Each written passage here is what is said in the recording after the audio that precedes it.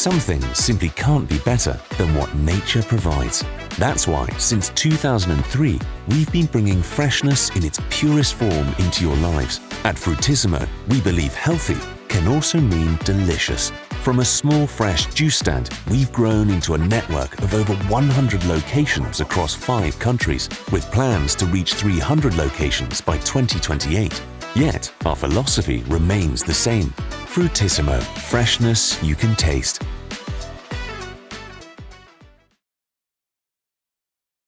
Okay, hello everybody. Welcome Alan. Alan is a food and beverage expert, my very good friend, and he's on Fruitisimo Advisory Board. Thank you, Alan, for helping me and Fruitisimo. Pleasure to be here, Jan. Great. So today we're gonna speak about Fruitisimo, a brand I founded 2003. Yeah, I mean, Jan, it's such a pleasure to be here and help you and your team. Maybe for those that aren't familiar with the brand, maybe you can explain a little bit more about Fruitisimo and what it is and how you started it. Oh yeah, great. Yeah, the Fruitisimo is a healthy beverage chain founded 22 years ago, now having 107 stores across 6 countries. We sell healthy beverage like juices, smoothies, and we focus on the real ingredients and the show in front of the customer. You know, this is a trend. I mean, everywhere I travel, which is in the U.S. and globally in Europe, fresh juice, fresh product, is really taking off with many brands. So, what makes Fruitisimo different? Oh, yeah. Like I say, when I walk into the shop with healthy beverage or fresh juice, you have to see the fruit all around. That's the sign for me. Right. Yeah. So first, we do it from the fresh ingredients, no shortcuts, no frozen base. So that's very important. We prepare the drink in front of the customer, so you can see and judge the quality of each individual fruits coming into your drink. And we engage the customer in the show. We call it theater show. Like you can observe the whole process and you feel the part of the experience. I think it's very important. Well, I think that is the key that I saw as a customer. When I walk in, I see the fresh fruit on display that's used to make the product that I'm about to consume. And I see it go in and being made in front of me, as you said, versus some pre-made product that comes from a different location in the store. I see yours as being fresh, made in front of me, which I think really is fantastic as a customer myself. Okay, thank you. You've had some very impressive expansion. You mentioned you got from 107 stores, starting from 1, of course. What are some of the growth milestones on how you got from that 0 to 107 in multiple countries? Yeah. The first half of the company growth was quite organic and slow. I started the company when I was 23, so I was pretty young, and the Fruitisimo started as a student project on the University of Economics, opening Fantastic. The first Fruitisimo. But the second half of the Fruitisimo brand life is more about expansion to new markets, and we started franchising 12 years ago, and now 75% of our stores are franchised, so we get quite experienced with the franchising, helping them to operate stores, helping them to open new stores. Yeah, for me, the confirmation of the success is always when existing franchisee asking us for a new store or another store to open, to extend our cooperation, extend our business. So I think that's the confirmation we did it good. And so now we have 6 markets after the COVID. COVID was very important for us. First part wasn't that positive, but we did our best, and the time after COVID was a great opportunity to expand. So 2001 for us was the year with the highest number of new franchisees. it says that during the crisis, the franchise model is booming because it's proven, and so it's more likely some new entrepreneurs start a franchise business than their own. And so after the COVID, we opened 3 new markets. Now 6 markets, 3 out of those 6 are fully franchised. And impressive. Thank you. And we are ready for more. So we have a way how to expand to 300 stores within 3 years, mostly with franchising, mostly multi-unit franchising, and we focus on the Poland and Germany now, and looking to other parts of Europe and even to North America and GCC. I'm very ambitious. I think most people in franchising would agree that taking a organically created brand in any country and then expanding it to a second country, but now you've expanded to 6. Not easy to do. You mentioned a little bit about you provide the Fruitisimo brand, but you've had to adapt in other markets. Has that been very difficult to do, or, that's not easy, and you've been very successful at doing that? Yeah. I think we learned by mistakes. So we opened the first international market for us outside of the home market, then the second, then we started franchising, then we realized we have to adapt to the needs of the local needs of customers, of course. So now we have the concepts, like we started company stores, then we franchise, then we go into the retail. So that's the strategy now for Fruitisimo, existing and new markets. But I believe that we have to be very humble in terms of seeing what the customer wants. So we need to adapt about 20%. When we enter the new market, we have to adapt at least 20%. Starting with the pricings, then go to the name of the products, the range of the products, even to see what our competitors are about in the new market. I mean, like direct competitors or indirect competitors, what are like the traditional products in the market, and then we have to decide of the full and final version of the Fruitisimo for each market. So then we can say, like, we are local in every market we are present in, and that's our bid on the new market. When we prove it's working because we invest in the company stores, then we sell franchise to our partners. So I believe it's a very honest way how to expand, that we bid on the new market, put our money in, and then we sell franchise to new partners with a commitment to open more stores, and that's how we expand. I mean, I think you brought up 2 key points that are very unique in the franchise business, and that is you're investing in company stores yourself first, getting proof of concept in a new market, rather than just leaving it to the franchisee to, with your guidance, of course, but you're putting your money in the market first and then franchising out. Very unique. And I think it's, that success is evident by the fact that you have multiple unit franchisees. These aren't 107 owned by 107 people. You have franchisees that are multi-unit operators.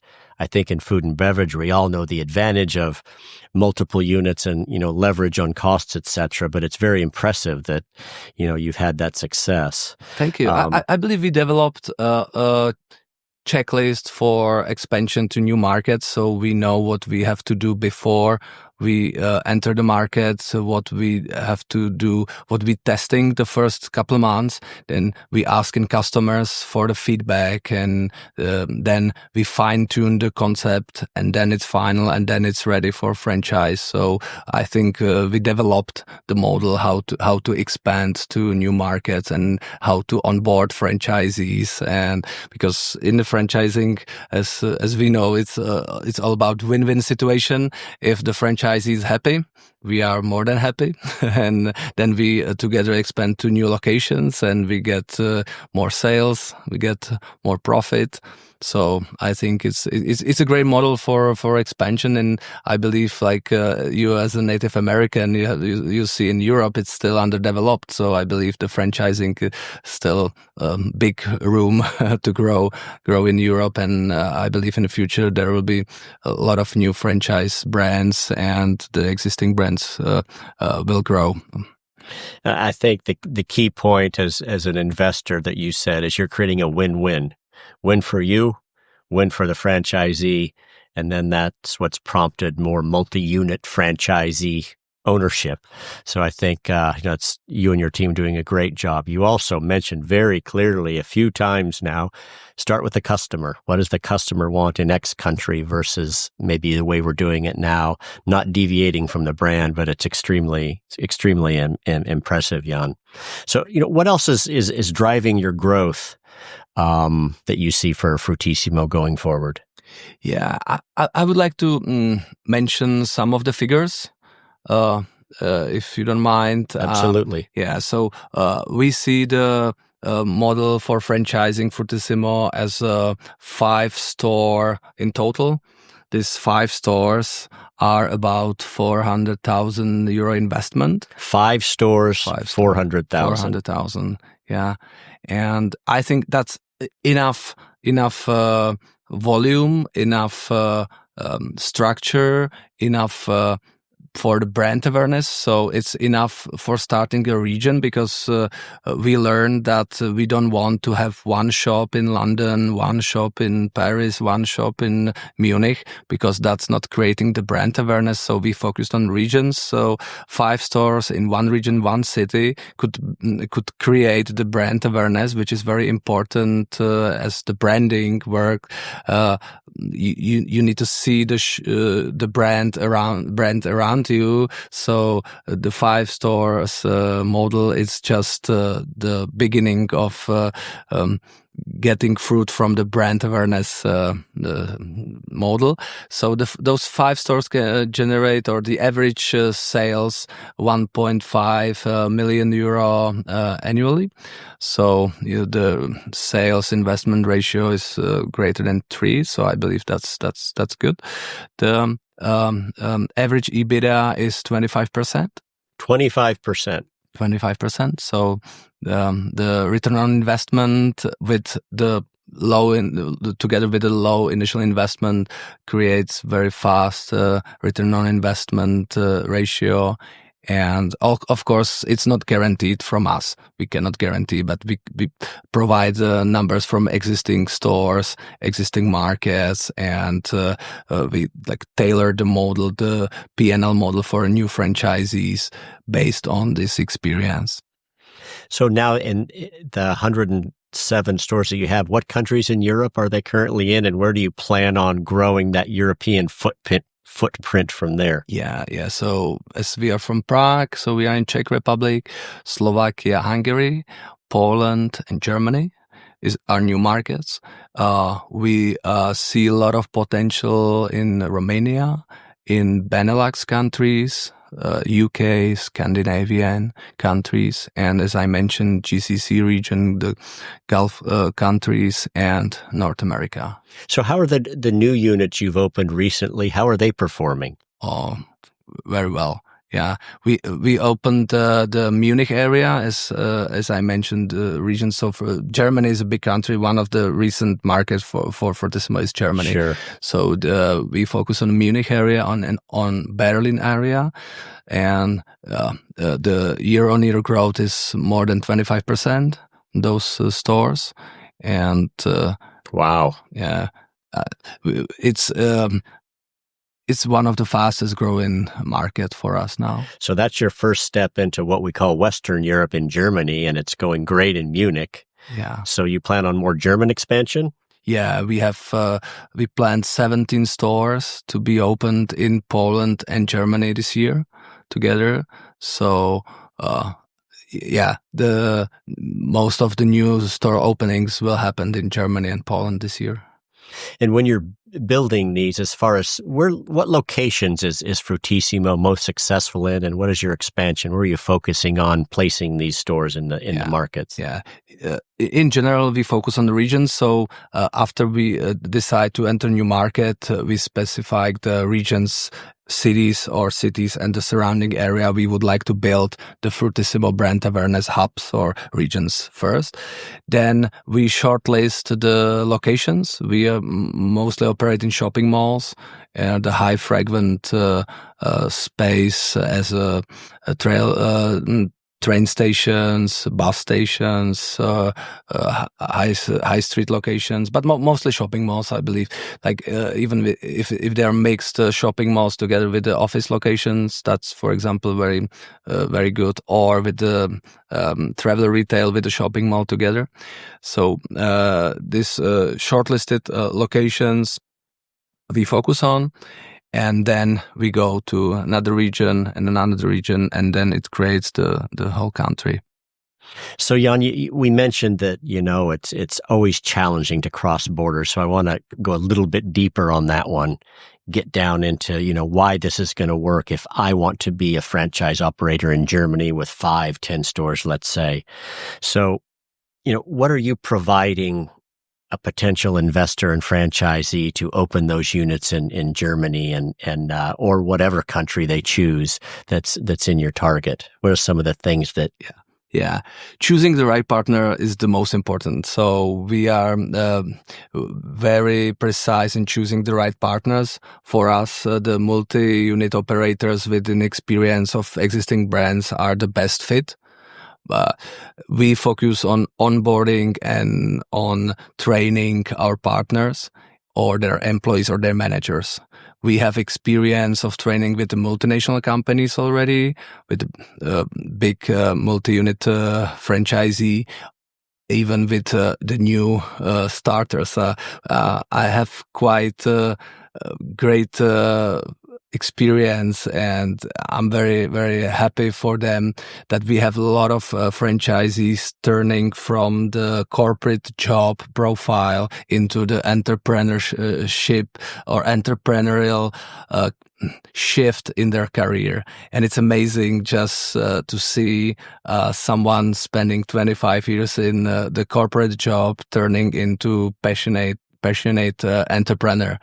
Yeah, it's still valid that we need 5 stores, so it's not like a small investment. It's not easy, but it's a great profile of the franchisee for Fruitisimo. And I see as the world is shifting, so a lot of people has some challenges in their career or lives, and I mean even for the mid-age entrepreneurs starting their first business in the 50s, the franchising is a great option. So it's one of our potential or existing franchisees we have.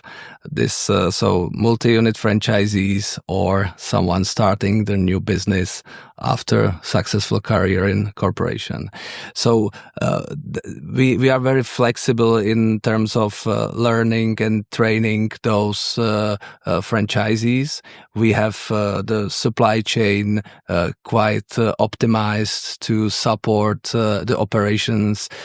All is based on checklists because since beginning we are working with very young people as part-time workers and students and so on. So we know that we have to structure the operation to maximize the easiness of the operations. And we are not a bank or insurance company. We are Fruitisimo, so we have to create an atmosphere, and it's more about the relaxed atmosphere, the great feeling, and positive emotions. So we focus on delivering this together with the beverage, because it's not only about the beverage, it's about the experience you get in with the beverage. And when there is a Fruitisimo logo on it and you remember the feeling, the experience you had, you come back. So we have this in the training process, and also with the ongoing support, marketing campaigns, which is now more more or less the social media. It's evolving now more to the online marketing and social media. We work with a lot of influencers and ambassadors. That's something. We also have a franchisee who's the influencer and ambassador of our brand. And the first we had the campaign with the influencer, and then after he was involved in the brand, he decided to buy a franchise. You know, when you really step back and look at this compared to other franchise opportunities, of which there's many, you have a $400,000 investment, $80,000 for 5-unit stores. You're handling supply chain. You're handling onboarding of people. Those are two big cost lines. Plus, you're handing over corporate stores to a franchisee that has, you know, some track record and experience already doing these things to run the business. Marketing support. So these are things I think that are all very important. Are you able to do that when you add more countries? Is this something you're focused on building the team here to help provide that support if Germany expands like I think it will? Yeah. It's based on the strategy we have. So thanks to having a corporate or company stores in the beginning, we have the operation manager for the country, and the operation manager and operation managers, they shift into the franchise support managers when we sell those company stores to franchisees. So then you have an experienced manager in place. Yeah, maybe one more thing we could talk about more is the loyalty program and the application. Sure, I think it's very important, and it's driving a lot of transactions, and it's helping us to shorten the ramp-up period in new markets, because as I mentioned, the social media and the new for me, I'm 43, so it's still new, like the social media and the online marketing, but it's quite impressive how fast we can reach hundred-thousands of customers in the new region when we open, for example, in Munich or in Berlin. So how to reach the audience pretty fast with the social media and then convert them into customers through the applications, because that's the loyalty program we have. You download the app, you register, and then you get great offers for new open stores. And this, together with the customer experience, like transform in a long time customer, repeating customer, and repeating transactions. And we built the customer base like this. So I think this loyalty and ordering app is very important. It comes together with the delivery, of course, but that's in terms of technology. What technology have you brought into Fruitisimo for customers? Yes. In terms of technology, I think the most important is the application we have together with the loyalty program. It's available in every market we are in, and it's the platform to build those applications. Fruitisimo app is prepared for expansion to every country. So that's the first and the most important technology we have. I would say Fruitisimo is technology-driven company now, selling healthy beverage, because we have, and it was developed during the COVID as well. We have the feedback screens on every store, so we can see the satisfaction of the customer in real time, and we can compare stores. We can do some competitions between stores in terms of customer satisfaction, because the customer satisfaction is the most valuable KPIs we can get in terms of motivating our employees and to compare how we fulfill the potential of the location. We have the cameras giving us the number of people crossing the shop, so we can calculate the conversion rate. So how many customers are in the shop and outside of the shop, so we can see this. And then if we have all those numbers, we have to put them in together with in the system which we provide to our partners, so they can see all those numbers, and they can use it for sales planning, shifts planning, and cost management and profit management, of course. Yeah, I mean, to get 25% IBITDA's very admirable in the restaurant business, but you have all the data you need to see what's happening or what's not happening. You keep mentioning customer, and that's just very impressive. You're looking at what they're repeating, the loyalty programs, the conversion rate, et cetera, et cetera. One thing that someone may ask coming into this is, how big is the fresh beverage market, whether that's globally or in Europe, whatever you think is really important for a potential investor to know? Yeah. The potential of the healthy beverage markets, based on some research, is $16 billion. Big market. Big market. I see a potential for at least 1,200 Fruitisimo stores across Europe, and the same in the United States. So we have a room to expand.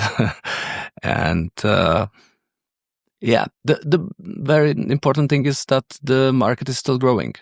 I'm in the healthy beverage or the healthy market, healthy food and healthy beverage markets since beginning, and I'm still surprised every year that the growth is still even speeding up. So a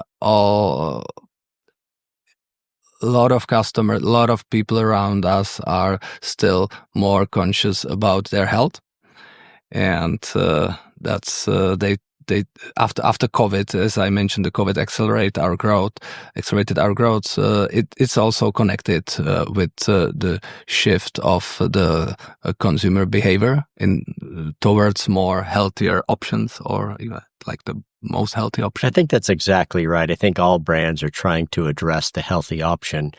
Another thing consumers are focused on now is corporate social responsibility and sustainability. What's Fruitisimo doing in as far as that? Yeah, I believe like the Fruitisimo is sustainable since beginning, because the product is sustainable itself. Ahead of the curve. Exactly. Like we using the 100% natural ingredients. We don't use the artificial coloring or the fresh fruit we talked about in front of you. Fresh fruit, fresh vegetables, superfoods, no shortcuts, no processed food. So it comes from the nature originally. So I believe that's the most sustainable product you can get. And of course, there is a lot of about packaging. There's a lot of about giving back to community. Yeah, we are involved in all of these topics. We talked about the size of the sites is not super large because it's not needed. 5 stores, 400,000 investment, so 80,000 per store. How big a unit is that? What's the business model of that unit? Yeah. The size of the store is between 20 to 40 square meters. You need 1 or 2 people on shift, so it's very labor effective. So it's easy to operate with 1 or 2 people. So an investor that wants to look further into Fruitisimo, what territories or areas or expansion are you looking for that interest? Yeah, so besides those existing markets, so we have an opportunities in Germany and Poland for selling existing stores with a commitment on new stores for franchisees in 2025. Then we look at new markets as Romania, Benelux countries, Scandinavia, UK, North America, and the GCC region. And as far as, someone wanting more than 5, there could be players out there that really would like to scale this thing because they're smaller units, and you're open to some sort of master franchise if that were to be an option. Of course, yeah. From my approach is to start with a multi-franchise, which could be turned into master franchise, but it depends on the deal. I think we are pretty much flexible in this, but the master franchise comes with a commitment to the development plan. If the development plan is good enough, I believe we can do the master franchise as well. Okay, great. Most brands always try to be innovative, try to come up with new innovation. What's new in Fruitisimo, and how do you plan on staying on top of innovation with the brand? Yeah, so we focus on product development. We focus on low calories juices. That's pretty much the new category, but it's coming, and it will be big. We focus on food items, snacks items. We stepped into the retail. So it's a part of the strategy. Once we create the brand awareness for the enough stores, then we step into retail. So we sell packet products in the supermarkets with the Fruitisimo logo on it, and it creates another brand awareness. So it increased the brand awareness, and it's our stores are the advertising for the retail, and the retail is the advertising for our stores. So we are pretty busy right now with the expansion and with the new products and the new categories development. But yeah, we are doing pretty well. The sales from the year-on-year sales. 24-23 growth was 24%. So it's still double digit, and we are thirsty for more. Yeah, I know we've discussed recently, you've had investor calls with a few very interested parties. I think with 24% sales growth, 25% EBITDA, and the support you provide is very impressive. If someone were to find more about Fruitisimo and learn more about it, what's the best way for them to do that if they would like to explore further about the brand? Oh, yeah. We have the fruitissimogroup.com website, or we can get in touch through LinkedIn. You can find me on LinkedIn easily.